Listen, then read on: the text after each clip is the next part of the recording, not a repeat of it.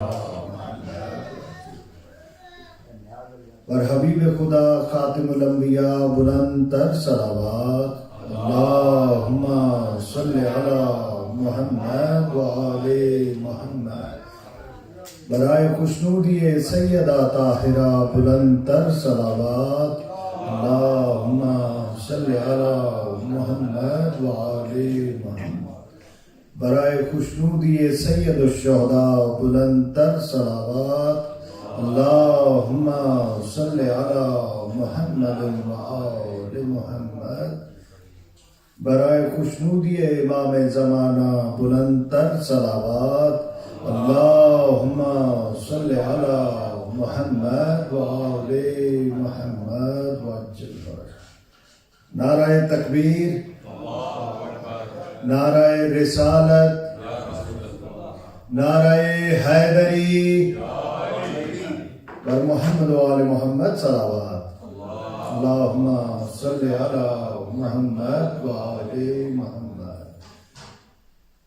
آج کی اس محرم الحرام 1445 ہجری بمطابق 2023 کی 7ویں مجلس کا باقاعدہ آغاز کرتے ہیں. مجلس کا آغاز تلاوت کلام پاک سے کیا جائے گا اور میں ملتمس ہوں اپنے نہایت ہی بہترین تلاوت کرنے والے قاری سے ننھے ذاکر جناب ابراہیم حسینی صاحب سے کہ وہ آئیں اور تلاوت کلام پاک فرمائیں. مل کر درود پڑھ لیجیے. اللہم صلی علی محمد و آل محمد.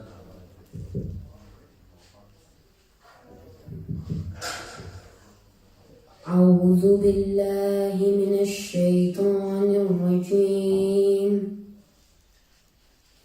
بسم اللہ الرحمن الرحیم. قل اعوذ برب الناس ملک الناس الہ الناس من شر الوسواس الخناس الذي يوسوس في صدور الناس من الجنة والناس. صدق الله العلي العظيم. صلوات. اللہم صلی علی محمد و آل محمد. ماشاءاللہ ماشاءاللہ. مولا آپ کو سلامت رکھے اور آپ کی قرآن کریم سے اسی طرح محبت کو قائم رکھے اور اس کو اور مزید اس میں اضافہ فرمائے. مل کر درود پڑھ لیجیے. اللہم صلی علی محمد و آل محمد. آج ہماری خوش بختی ہے کہ ہمارے ساتھ قرآن کریم کے ایک اور قاری بھی موجود ہیں، وہ بھی تلاوت کرنا چاہتے ہیں. ہمارے ننھے محترم قاری جناب باقر صاحب تلاوت کلام پاک کریں گے. بسم اللہ درود پڑھ لیجیے. اللہم صلی علی محمد و آل محمد. بسم اللہ الرحمن الرحیم. قل هو اللہ احد اللہ صمد لم یلد ولم یولد ولم یکن لہ کفوا احد. صدق اللہ العلی العظیم.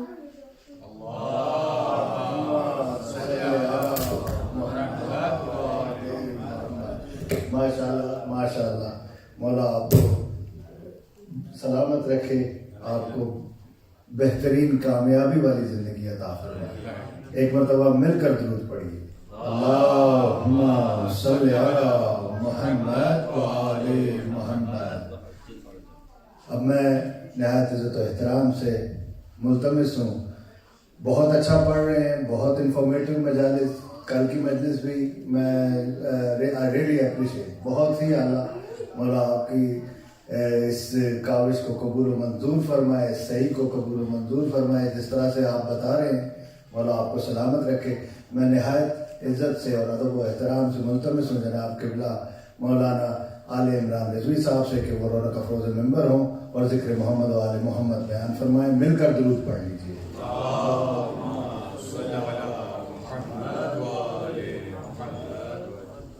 نعرہ تکبیر، اللہ اکبر، نعرہ رسالت، یا رسول اللہ، نعرہ حیدری، یا علی، حسینیت زندہ باد، حسینیت زندہ باد، یزیدیت مردہ باد، یزیدیت مردہ باد، بر دشمنان اہل بیت لعنت بے شمار، بر محمد و آل محمد صلوات. اللہم صلی علی محمد و آل محمد وعجل فرجہ. Before I begin, may I request some people should come in front, so at least we have someone to address to. Par Muhammad wa ali Muhammad salawat. Allahumma salli ala Muhammad wa ali Muhammad. A'udhu billahi minash shaitanir rajim. Bismillahir rahmanir rahim. Alhamdulillahi rabbil alamin. والصلاة والسلام على أشرف الأنبياء والمرسلين حبيب قلوبنا وطبيب نفوسنا الذي سمي في السماء بأحمد وفي الأرض بأبي القاسم المصطفى محمد.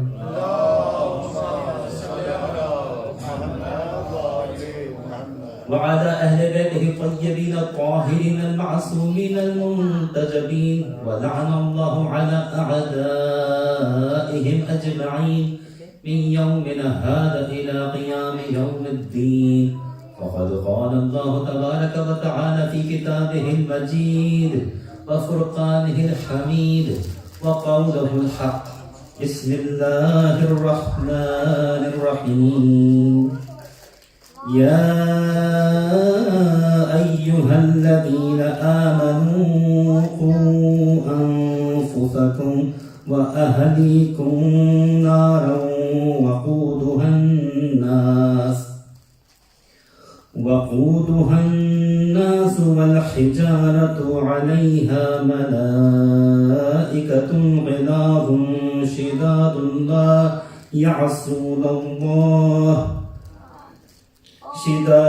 لا يعصون الله ما أمرهم ويفعلون ما يؤمرون. صلوا على محمد وآل محمد. اللهم صل على محمد وآل محمد. Community believers, brothers and sisters in faith, Assalamu alaikum wa rahmatullahi wa barakatuh.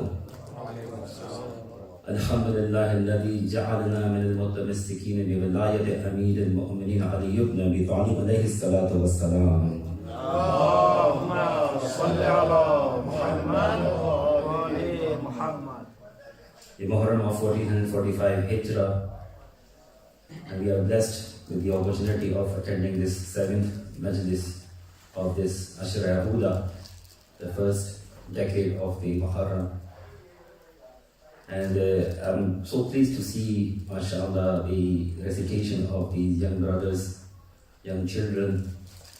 And it was just reminding me that the Prophet left two weighty things behind him. When he said, we all know that we are the followers of the schools of Ahlulbayt. Why? Because of one hadith and one ayat. The verse is 33. Bismillah ar-Rahman ar-Rahim.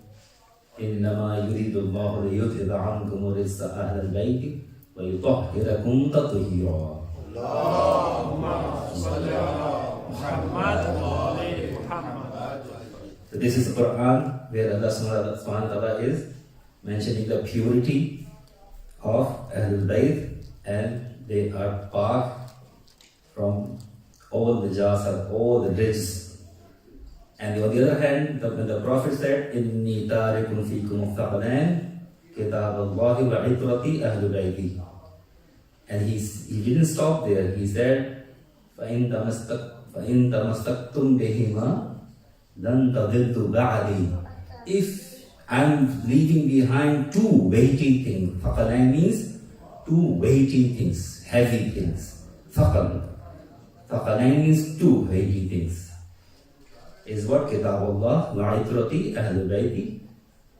And if you will join, if you connect, if you follow both of them, Bihima, فَإِن تَمَسْتَكْتُمْ بِهِمَا, both of them means Quran and Ahlulbayt, not one of them. If you follow both of them, if you connect with both of them, لَمْ تَضِلُّ بَعْدِي, then you will never go astray after me. And these two will not separate from each other till they will meet me near the house, the fountain of paradise in Jannah. Say salawat.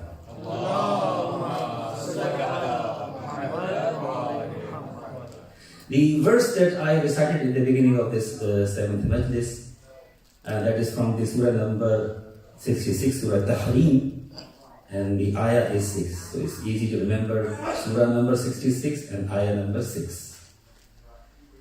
Here Allah SWT is saying, addressing the people who believe, Ya ayyuhal ladina amanu. So it is specifically, he's talking to mu'mineen. And inshaAllah, we the followers of Amir al-Mu'mineen are the mu'min. So Allah is talking to us. But what does he say here? Ya ayyuhal ladina amanu. O the people who believe. Qu anfusakum. Save yourself. Wa ahlikum. And your families. From what? Naran. Save yourself and your families from the fire. Which fire, Ya Allah? وَقُودُهَا النَّاسُ وَالْحِجَارَةُ. The fuel of that fire is what? Men and stones. So Allah SWT is telling us, mu'mineen, save yourself and your families from a fire whose fuel is men and stones. We all know that we have got all the traditions, inshallah, that we have got a concept of Khawf and Raja. Our sixth Holy Imam, Majalis, said,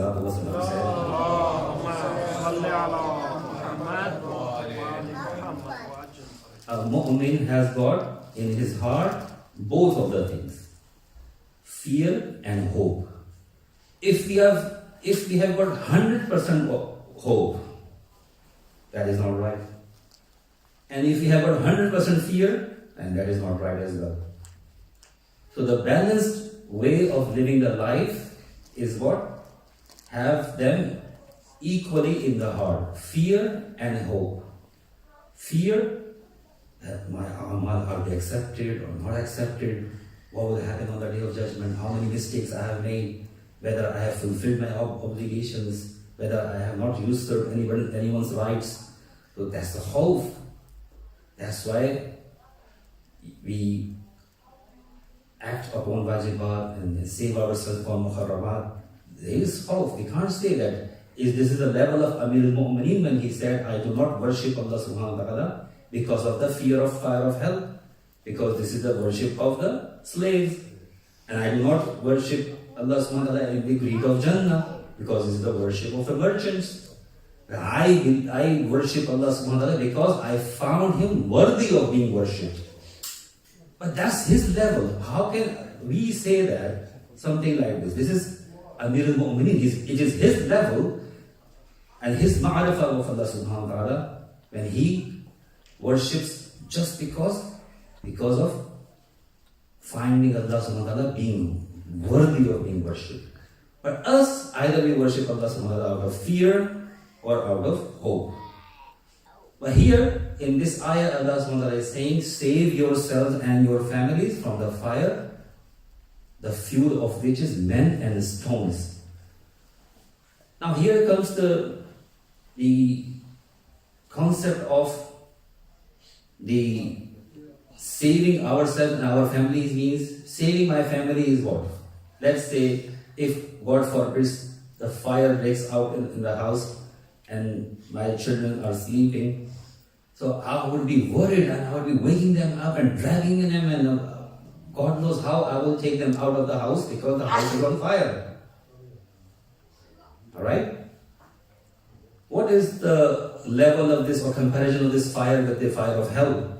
Imagine my son is sleeping at the time of Fajr. I'm praying Salat and he's sleeping. Do I have any fear that I wake him up like this? Like for example, house was on fire and I'm dragging my children out of the house? Do I wake him like this? Son, this is the time of Fajr. You are missing it out. Or daughter, this is the time of Fajr. So that means I am afraid of this fire in the world. Let's say if my house is on fire. How I would take my family out of the house. But I have no fear of the fire of hell. So here the concept of the tarbiyah or the training and upbringing of ourselves and our children comes in the discussion. And in these nights, as we were looking at different aspects of the opportunity that we get from the Azadari of Abdullah to revive ourselves, to reform ourselves and reform our families, is what the concept of tarbiyah. Tarbiyah means training and upbringing of children. I said the word children, but in fact, these children that we have got are basically an amana of Allah subhanahu wa ta'ala. It's an upbringing of humans, basically. Human being. Allah subhanahu wa ta'ala has given us the opportunity. He has considered us responsible enough, and He has blessed us with a responsibility to upbring human beings in this world. So I need to treat my children as what? These are my responsibility, that just some humans are living in my family, in my home. And this is my responsibility to give them the best training and best tarbiyah as possible. I have gathered some ahadith from the Prophet and Holy Household for the tarbiyah of awlad. And inshallah, if it's recite one loud salawat, we will discuss some of them. Say salawat.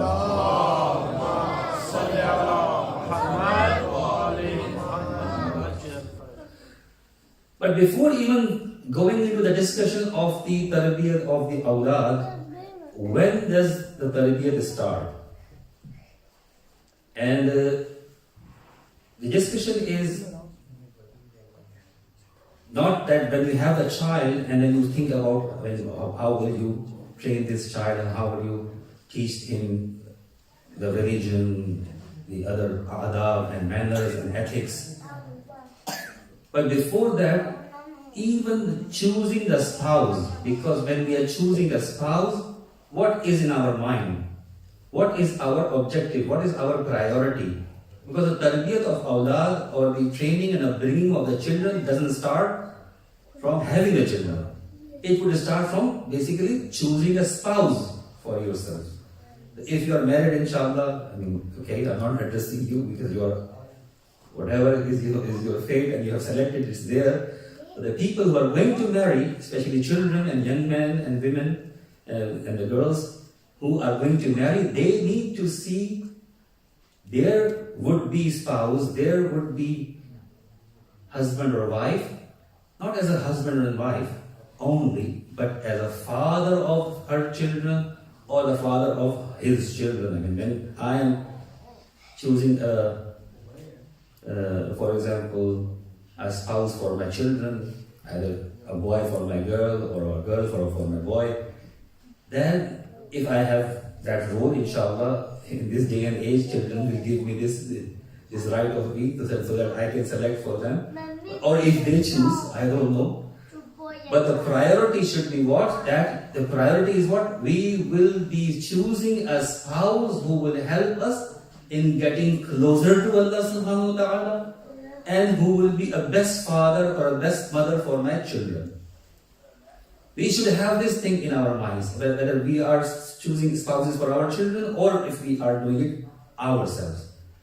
Imagine, you all know that story, and we will discuss this in the in tomorrow's night as well. You know, after the demise of the Lady Zahra Salamat Alaiha,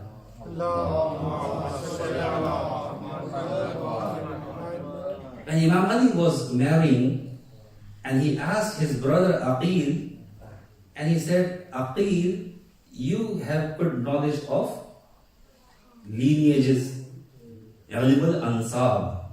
You know the lineages, you know the tribes and their history and their culture and their traditions and their values and their attributes. You know this better. I'm not saying better than Imam. Imam knows.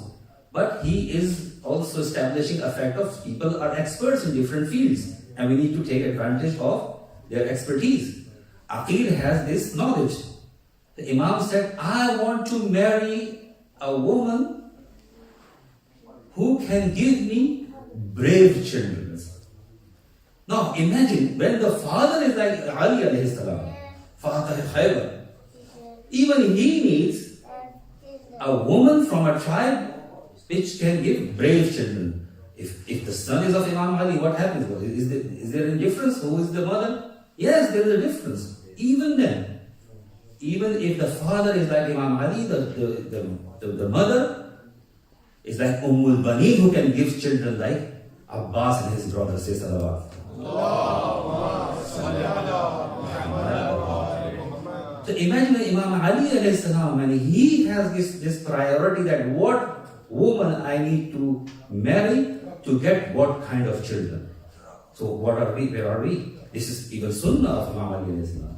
And when we are choosing a spouse, we need to see what kind of children we need to have.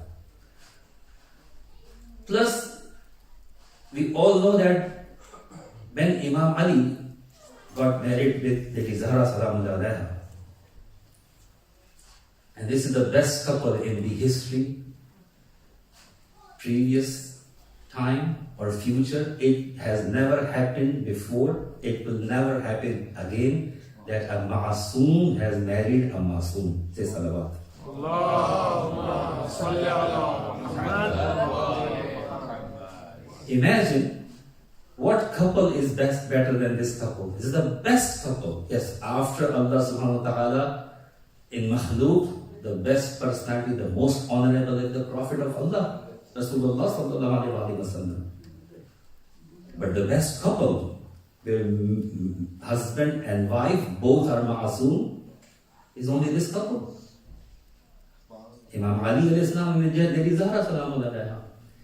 But imagine even this couple, when a night after or a day after, when Prophet met Ali alayhi salam after the marriage, and he asked a question, and he said, "Oh Ali, how did you find Zahra?" And Imam Ali answered, and this answer is the guidance for us. Imagine a new couple, and Imam Ali is being asked by the father of the bride, "How did you find my daughter Fatima?" And Imam Ali replied, "Ni'mal 'aun li ta'ati Rabb." The best supporter in the obedience of Allah subhanahu wa ta'ala. Say salawat. Allahumma salli ala Muhammad. Ni'mal 'aun li ta'ati Rabb. In the obedience of Allah subhanahu wa ta'ala, for the obedience of Allah subhanahu wa ta'ala, she is the best supporter. So now we see that this tarbiyat of Allah starts from what? Selecting a spouse for our children or for ourselves. And then once we have married, and inshallah there are other books you can refer, that there's certain amal, a certain way of life with wife and husband, by which you can plan your child to be pious starting from your marriage. So I'm not going into that detail, but you can find those details as well. And it is also mentioned when a woman is expecting, so what kind of life she should live, what should she hear, what should she eat, even that has got an impact on the child. I was looking at some ahadith, even some foods are mentioned like dates. if the woman eats dates and it brings humility in the child, and there are other foods are mentioned. Plus, it is mentioned that the mother should listen to Quran, not like listening to music or haram things. So this goes into what if the child, because when the hearing will develop, the child hearing will develop, the first sound the child will hear will be the sound of Quran. So these all things are impacting the child upbringing. He is not even born. But even in the womb, the tarbiyah starts. What kind of food she eats, is it halal food or haram food? If she, speaking halal or haram, listening halal or haram, all these will impact on the child. So if I'm bringing haram food, haram earnings, that will impact on the child. Poor child will be his blood and his flesh will be made up of haram money.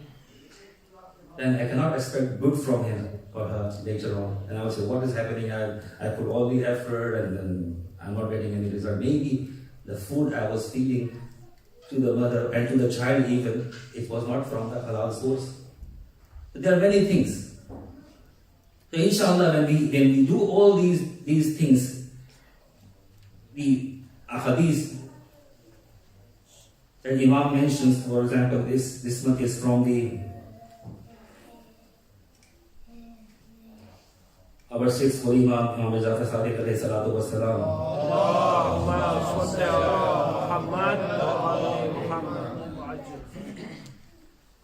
And here Imam mentions that teach your children our traditions before the corrupt world or the corrupt people teach them the wrong things. So we need to teach the children as soon as they are able to understand the traditions of Ahlulbayt before they learn something else. Because the brain of the child, the mind of the child is like empty disc, empty vessel. Whatever you put in it, and you will get the same result. So Imam says, take action in teaching traditions of Ahlulbayt to your children before the corrupted persons proceed in corrupting them. And this is the hadith from Al-Kafi, volume 6. And the Prophet said, in the hadith of the Prophet, and this is from the Kanz al-Ummal, عَلِّمُوا أَوْلَادُكُمْ الصَّلَاةَ إِذَا بَلَغُوا سَبْعًا. You teach your children salat when they become 7. You see, sometimes what happens, we try to teach our children salat and other ahkamat and it's too late. The Prophet is saying, teach them when they are 7 years old. وَضْرِبُوهُمْ عَلَيْهَا إِذَا بَلَغُوا عَشْرًا. And become more strict, for example, when they are 10. وَفَرِّقُوا بَيْنَهُمْ فِي الْمَضَاجِعِ. And when they are 10, then separate their beddings. It is not, Prophet is saying, when they are 10 years old or older, do not let them sleep together. So this is part of the tarbiyah. Sometimes we don't, बच्चे तो है छोटे हैं कोई मसला नहीं. This shaitan is there, and especially in this day and age, you can imagine in this world, internet, mobile phones, all this corruption is there. So, and the children, they have got the best opportunity is what? The other child. So, Prophet is teaching us 1400 years before. Separate their beddings when they are 10. And the other hadith from the Prophet sallallahu alaihi wasallam. Now here the Prophet has mentioned stages of the tarbiyah. Some stages. And he said, and this hadith is from Makarim al-Akhlaq, from Shaykh Tabrasi, where he brought this hadith and where the Prophet has divided the stages of the tarbiyah. Here he says, Al-Baladu Sayyadun Sab'a Sinin. A child is your master for first 7 years. For first 7 years, the child is your master. You behave like a slave. Whatever the child says, okay, he wants this, you fulfill the desire of the child. till 7 years. So become al-waladu sayyidun sab'a sinin wa abdun sab'a sinin. Now the next 7 years, that means 7 to 14. Maybe you can fine tune it, but Prophet is giving an idea of stages. First 7 years, become a slave of your child. The next 7 years, means 7 to 18, the child is your slave. Basically, he's mentioning that now is the time of a bit of disciplining the child. وَعَبْدٌ سَبَعَ سِنِينَ وَوَزِيرٌ سَبَعَ سِنِينَ. And after 14 to 21 years, in this period, وَوَزِيرٌ سَبَعَ سِنِينَ. And he becomes take him as a advisor. So from 14 to 21, that means you must have done enough tarbiyat of your children that at the 14th year of age, from 14 to 21, he or she becomes your wazir. Wazir means advises you. Okay, you say, I have got this task, what to do, and they must have enough knowledge. So sometimes we say, okay, even when they are 20 years old or 25 years old, bachcha hi to hai abhi tak. No, till 14 we need to make them like ready so that they are able to participate in making decisions. Although he is not even baligh. A boy is not baligh. Yes, he can be mumayyiz. But Prophet is saying from sab'a sinin, take him as a wazir. And after that, فَإِنْ رَضَيْتَ أَخْلَاقُهُ لِأَحَدِ وَعِشْرِينَ وَإِلَّا فَاضْرِبْ عَلَى جَنْبِهِ فَقَدْ عَذَرْتَ إِلَى اللَّهِ تَعَالَى. And what he says afterwards, by the age of 21, the last stage, because 14 to 21, that these 7 years is for wazir. By the age of 21, you must either approve of his manners or cut him loose. That means you will have no power over it if he goes astray or something. No, now it's too late. So if you are able to train him by this time, then it's okay. And if not, cut him loose. And then he said, you must either approve his manners or cut him loose. By then you would have fulfilled your obligation towards Allah subhanahu wa ta'ala. You have done your responsibility. Now if you have done your responsibility, if you are aware of training him, teaching him, taking him to madrasa, teaching him Quran, teaching him the good manners, if you have tried enough for all this time, now if it's up to him or her, that whether she chooses a good path or a bad path, now it's up to them, it's not up to you. You have fulfilled your responsibility.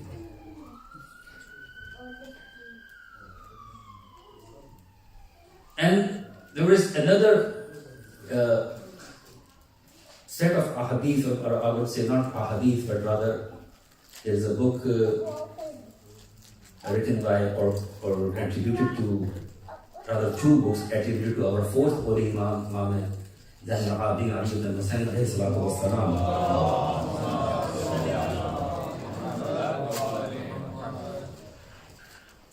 And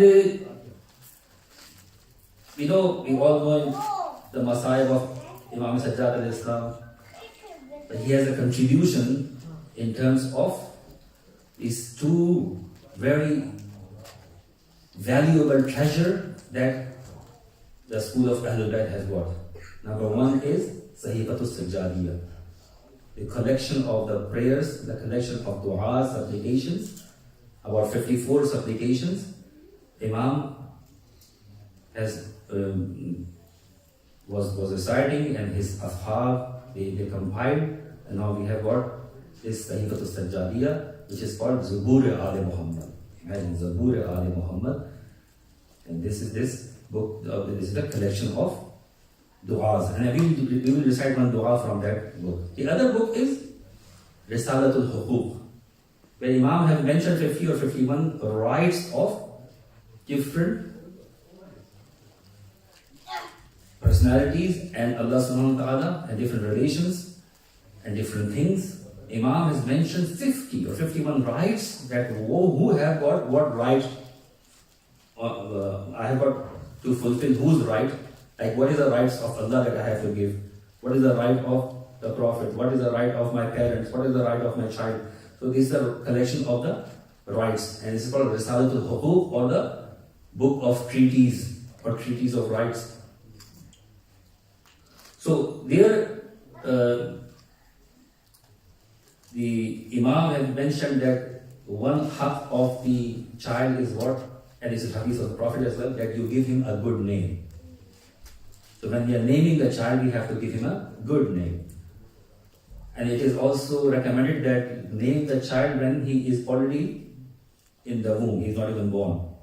So you can think of, if it's a boy, I give this name, if it's a girl, I will give him this name. So you already decided. And it is also mentioned that it is good to give the name of Ahlulbayt Panjatan to your children. If it's the first boy, give him name Muhammad sallallahu alaihi wasallam. Or if it's a girl, give her the name Fatima. And then you give the name Ali. So Ali, Muhammad, Fatima, no matter if all of the family had got these names, never be embarrassed for them, why I got all of my family. Imagine Imam Hussain in Islam had many sons and many daughters. All of them called Fatima and all of them called Ali.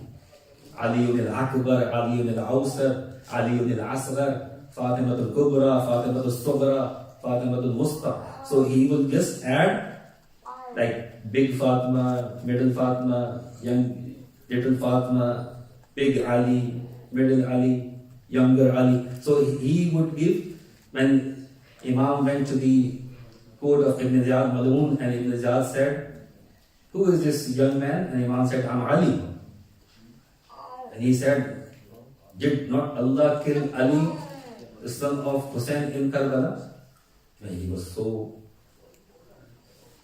corrupt that he was not even saying he killed, he said Allah killed.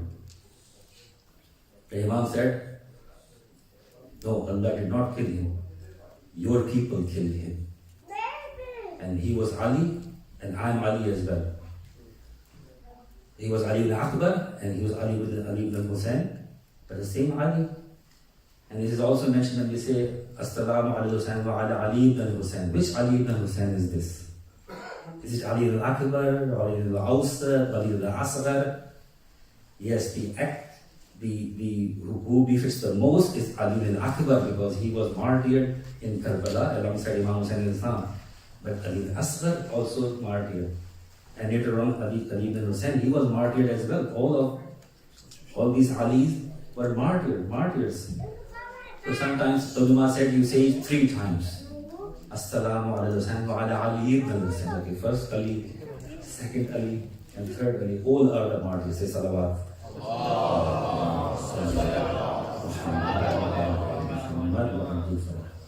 So I will just read some of the dua of our 4th Holy Imam from Sahifatul Sajjadiyah when Imam is praying for his children. Imagine an Imam is praying for his children, so he is teaching us. So we need to see what do we need to ask from Allah subhanahu wa ta'ala when we are training our children, when we are struggling with our children.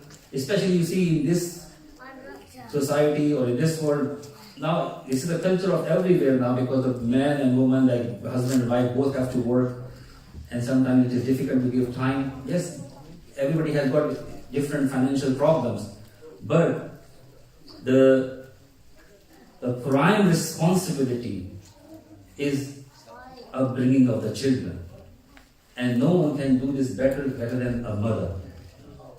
Yes, I'm not saying they cannot do jobs, and I have got my daughters as well. That doesn't mean that they don't go to university, they don't go take higher education, and they don't go into good careers. I'm not saying this. But the priority, there is a priority. The priority is family. So if one of them can stay home, so this is mother, I mean the mother of the children should stay with them in the initial years so that she can train them. If both are busy and the children are in the daycare center or childminder, you can imagine what kind of children will upbring. So This is a dua number 25 that Imam Sajjad alayhi salam is asking. Imagine this is a Masoom Imam. So this is from Sahifatu Sajjadiyah. Allahumma wa munna alayya bi baqa'i waldi. Oh God, be kind to me through the survival of my children. Wa bi islahihim li wa bi imti'a'i bihim. Setting them right for me and allowing me to enjoy them. Ilahi amdudli fi ahmarihim. My God, make long their lives for me. Wazidli fi ajalihim. Increase their terms. Warabbi li saghiruhum. Bring up the smallest for me. Waqaddi ala wa'ifuhum. And strengthen the weakest from me.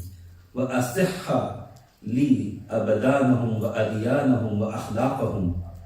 Rectify for me their bodies, their religious dedication, and their moral traits. وَعَافِهُمْ فِي أَنفُسِهِمْ وَفِي جَوَارِهِمْ. Make them well in their souls and their limbs. The Imam is praying, وَفِي كُلِّ مَا عُنِيتُ بِهِ مِنْ أَمْرِهِمْ. And everything that concerns me of their affairs. وَأَدِرْ لِي وَعَلَى يَدَيْ أَرْزَاقُهُمْ. And pour out for me and upon my hand their provision. وَجَعَلْهُمْ أَبْرَارًا أَتْقِيَاءَ بُصَرَاءَ سَامِعِينَ. Make them pious, fearing, insightful, hearing, مُطِعِينَ لَكَ. Obedient towards you, loving, وَلِأَوْلِيَائِكَ مُحِبِّينَ مُنَاصِحِينَ. And well disposed towards your friends, وَلِجَمِيعِ أَعْدَائِكَ مُعَانِبِينَ. And stubbornly resistant and full of hate towards your enemies. Allahumma shdud bihim adudi. O God, through them strengthen my arm. وَأَقِمْ بِهِ أَوَدِي. And strengthen my burden back. وَكَثِّرْ بِهِمْ عَدَدِي. And multiply my number. وَزَيَّنَ بِهِمْ مَحْضَرِي. Adorn my presence. وَأَحْيِ بِهِمْ ذِكْرِي. Keep alive my mentioning. وَاكْفِنِي بِهِمْ فِي غَيْبَتِي وَأَعِنِّي بِهِمْ عَلَى حَاجَتِي. Suffice me when I am away. Help me in my needs. And the dua goes on and on. You just recite it yourself. When we are struggling with the training of our children, remember this dua from Sahifatu Sajjadiyah, dua number 25. When Imam has asked this, obviously we need to ask it in the sunnah of Imam. That the Imam is asking for his children. Inshallah, we'll ask this dua. Inshallah, my time is coming to the end. And when we talk about the tarbiyah of the awlad, look at the children of Karbala. Especially for the martyr for whom we are gathered to mourn his martyrdom. Who is he? A 13-year-old orphan of Imam Hassan al-Mustafa alayhi salatu wasalam. Qasim ibn Hassan. Look at this child. At this tender age, you can imagine what is the, in Urdu we say umang. The hopes and desires in the heart of this, at this age, in the child and in the heart of the parents. He did not have father. His father was Abu Abdullah. Imagine, he was, you can say, the foster father of Imam Qasim ibn Hassan was Imam Hussain al-Islam. Imam Hassan al-Islam was martyred 10 years back, 10 years before Karbala. Rather 11 years. He was martyred in 50th Hijrah. Karbala happened in 61st Hijrah. Imagine how old was Imam Qasim al-Islam when Imam Hassan al-Islam died. Either 3 years old or 4 years old. So the upbringing of this child is what? Is the responsibility of Imam Hussain al-Islam. Imagine how much Imam Hussain would love this child. Like his child, and the nishani and the remembrance of his brother Imam Hassan al-Islam. And imagine if this kind of child, this nishani of his brother, when he asked that, "Oh Amma, oh Ammi, oh my uncle, is my name in the list of the martyrs of Karbala?" And Imam was not telling him because Imam was avoiding. But then when he pestered and pestered, then Imam said, How do you think about death, O Qasim?" And this 14-year-old replied, or a 13-year-old child, what did he reply? Imam is asking, how do you think about death? And he said, "Ahlan min asal." It is sweeter than honey. Imagine a 14-year-old child in the defense of the Imam of his time. He is saying that death, when I'm defending you, O my uncle, O my Imam, this death is sweeter for me, sweeter than honey. And we know that the time came when the Qasim al-Islam, he was ready to go to battlefield. And Nabi Abbas al-Islam, he prepared him because he was in charge of training these children. And the Qasim al-Islam, he sat on the horse and he went to the army of Yazid. And then there was, in those times, they used to fight 1-to-1 first, just to show the bravery. And with the 1-to-1 fight, it was not able to even overpower this young child. And it was like Arzaq Ishami, you all know that. And this was a warrior of the Yazid's army. He fought with him, he killed his sons. This 14-year-old, he fought bravely. But what happened when the Umar Saad, he saw this boy is fighting like a lion, and he said, okay, attack him from all sides. And then Nabi Qasim, he just fell from the horse. As soon as he fell from the horse, he said, Ya Ummah, oh my uncle, please help me. Please come for my help. And Imam Hussain al-Islam, he attacked all the army just to get the body of Qasim. Or maybe people thought that he attacked because he rushed to take the body of Qasim. And in this hustle and bustle and in this confusion, the army thought that the Imam has attacked. And what happened? The horses of the army from the one side, it went to the other side, and the horses of the other side, from the right side, it went to the left. And what happened? Qasim's body was trampled under the hoofs of the horses, and on every hoof and every hoof of the trampling of the horses, Qasim will say, Ya Ummah, adrikni. And when Imam Hussain al-Islam reached to the body of the Qasim's body,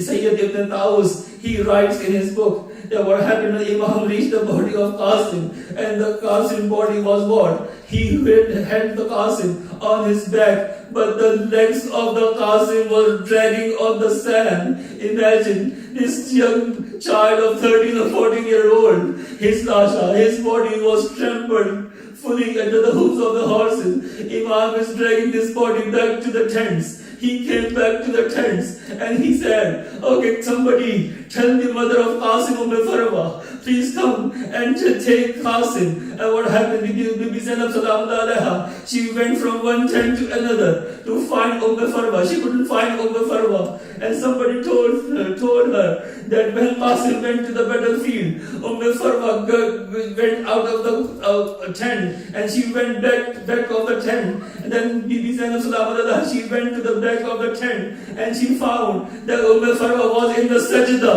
and she was in sajda and she was saying, Shukran, Shukran, Shukran, Shukran, Haqqan, Haqqa. Oh Allah subhanahu wa ta'ala, tera shukr hai, Parvardigar, tera ehsan hai, तूने मुझसे कासिम की कुर्बानी को कबूल फरमाया. As soon as when the Imam al-Islam, he told that the Farma, the way your qurbani is accepted, no one's sacrifice is accepted like this. Look at the Qasim's dead body. It was completely trampled under the hooves of the horses. Farma asked the Imam Hussain al-Islam, could you give me the shirt of the Qasim as a souvenir, as a remembrance for the Qasim? She took that shirt. that blood-stained and torn shirt. She always kept that shirt with her, and she went to prison in Damascus in Syria, and she kept that shirt, or it was snatched by the enemies. When they were freed, she asked for that tabarruk, return me the shirt of Qasim. She took that shirt. When she came back to Medina, she went to Baqi, she went to Jannat al-Baqi, she went to the grave of Imam Hassan alayhi salam. She took out that shirt, that torn shirt, the bloody shirt of Qasim, and she put that shirt on the grave of Imam Hassan alayhi salam. She said, oh my wali, oh my wali, oh my guardian, I have brought this shirt of Qasim for you. ولا لعنة الله القوم الظالمين وسيعلم الذين ظلموا أي منقلب ينقلبون إنا لله وإنا إليه راجعون صلوا على محمد وآل محمد.